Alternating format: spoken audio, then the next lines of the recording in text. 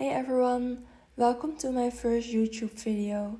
Today I'm going to show you how to do this stunning floral smocking technique. For this example, we will be working with a 9x9 inch fabric square. This technique works well with most light to medium weight fabrics. However, if you are a beginner, I recommend using cotton or linen fabric as you will probably find that's easiest to use. We're going to start by drawing a grid of 1x1 inches squares on the fabric, using a ruler with inches measurements. You can draw this grid using an erasable pen or tailor's chalk. I personally like to tape my fabric to the table for this step to prevent the fabric from slipping. Once you have finished your grid, we're going to add crosses to each alternate square as indicated in the video. We're leaving a 2-inch allowance on all outer edges. This space is needed to secure the flower petals later on, as you will see in one of the final steps. The grid is now ready to start the smocking. Prepare your sewing needle with thread and tie a knot at the end. We're going to start in the top left corner of the 1x1 inch square with a cross. Put the needle at the back of the fabric and stitch to the front. Secure the stitch in the top left corner by making a small stitch, pulling the needle halfway through the fabric, and then wrap the thread a few times around the top part of the needle. Then pull the full needle through and finish the stitch. Working clockwise, put a small stitch in the top right corner, then a stitch in the bottom right corner, and next a stitch in the bottom left corner. Finally, another stitch in the top left corner. All corners of the square should have a stitch now. Pull the thread to close the square and create the flower shape. You will have to help guide and fold the fabric a bit to make it easier to form the flower shapes, as you will see in the video. Secure the flower in place by stitching the center where the fabric closest together. First, make 2 stitches from the top right to the bottom left sides, then 2 stitches from the bottom right to the top left sides.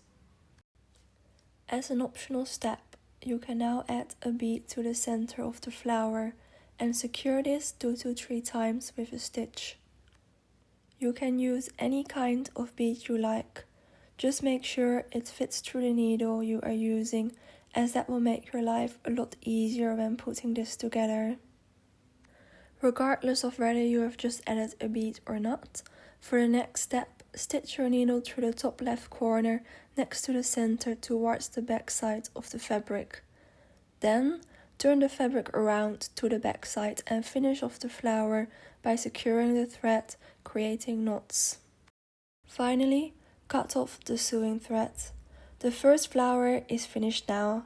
Next, we're going to repeat all the previous steps to smock all the remaining squares into pretty flowers as well.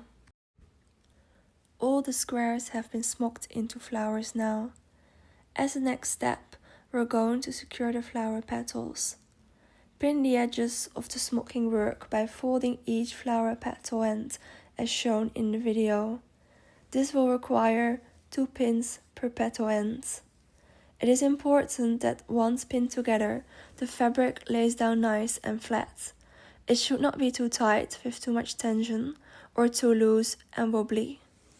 I personally like to use the grid as guide, as when done correctly, the 1-inch lines should match each other in the center where the folds meet.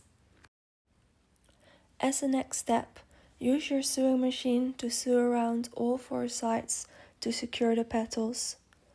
When I am incorporating the smocking into one of my designs, I like to use the widest stitch on my sewing machine, as this will essentially become a basting stitch. This will then make it easier to unpick any thread later on, which might end up being visible in the finished piece. In this example, I'm using 1/2 inch or about a 1.25 cm seam allowance to secure the petals. Cut off the loose threads and remove all the pins. Now it is time to remove the lines of the 1-inch grid. You can steam the fabric to remove the erasable pen marks. When using an iron to steam, it is important to hold the iron right above the flowers and steam them, but never put the weight of the iron directly on the flowers. as this will flatten them. And that's it. We are now done practicing the floral smocking technique.